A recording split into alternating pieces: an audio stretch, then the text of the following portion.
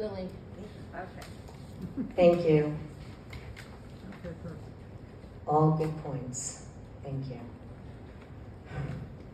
Imagine how intimate partner violence has become such a prevailing social epidemic.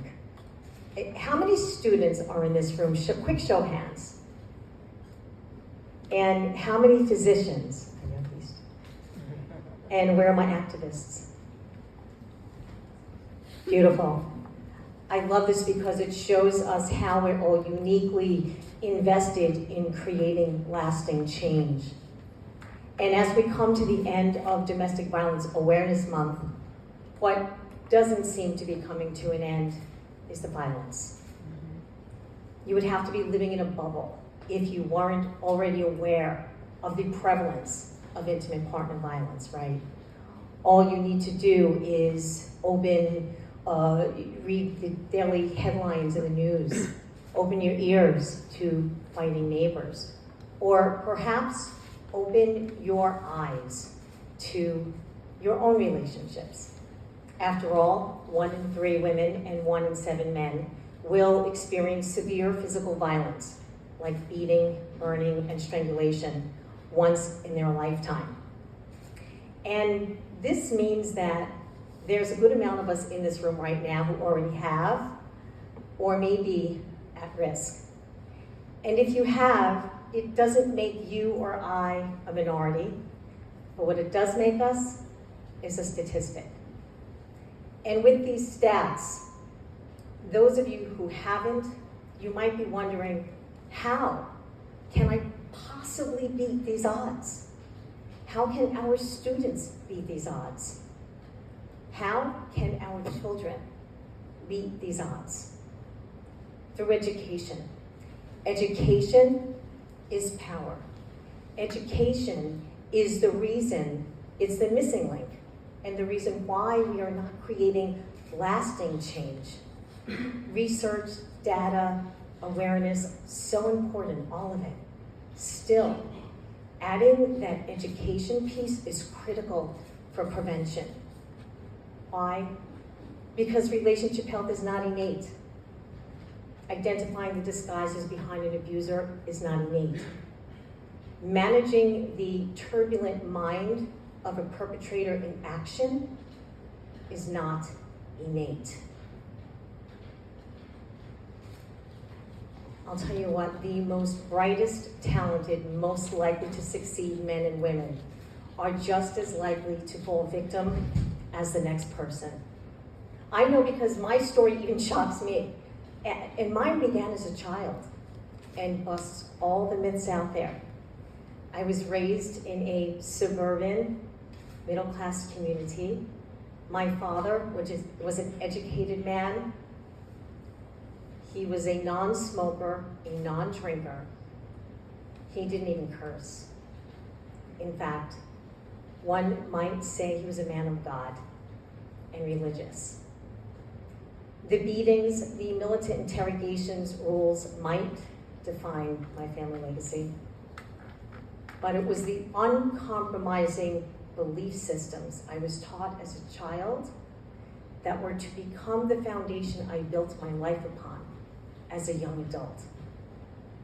Nonetheless, I was that bright, talented kid, and from a very young age, I dreamt of being a dancer and an actress. And by the age of 23, I was living my dream.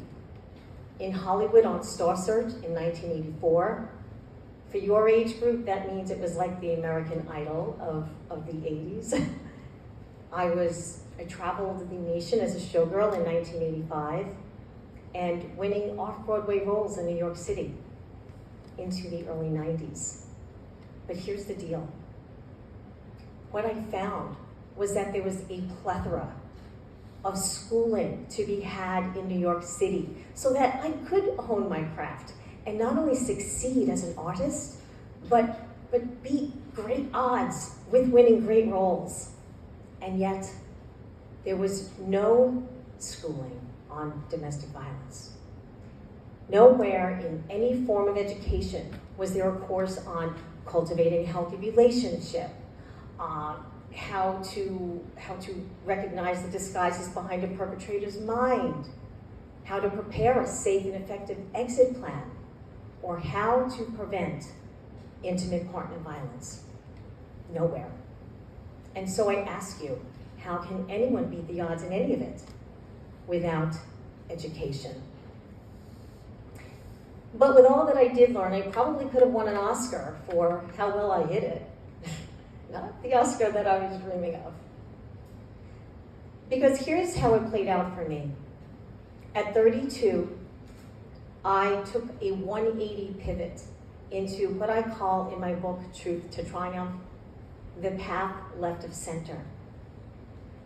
I began a 15-year nightmare in 2 back-to-back destructive marriages, living behind a veil of silence as a battered wife.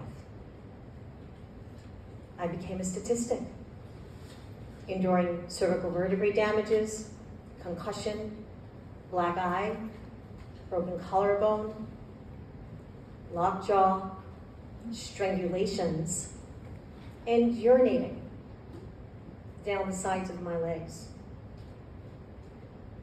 And one day I looked outside of myself as if I were watching a movie, and I thought, how did I get there? And that was when I decided to run for my life with my son and rewrite it. And looking back, if someone were to tell me his or her story, if someone were to teach me what relationship health really meant, if someone were to show me how to recognize the difference between a harmonious partnership and a thwarted, wanting, controlling trap, I would have had opportunity and tools and stories to help me make better choices. If you want to prevent intimate partner violence, you must implement programs, talks, workshops that educate on relationship health, on how to identify the disguises behind an abuser, and training that is curated to humanize the domestic violence experience with a community of passionate experts like myself and those of you in this forum. Thank you. Thank you so much, Lily. Thank you. Dr. Hook.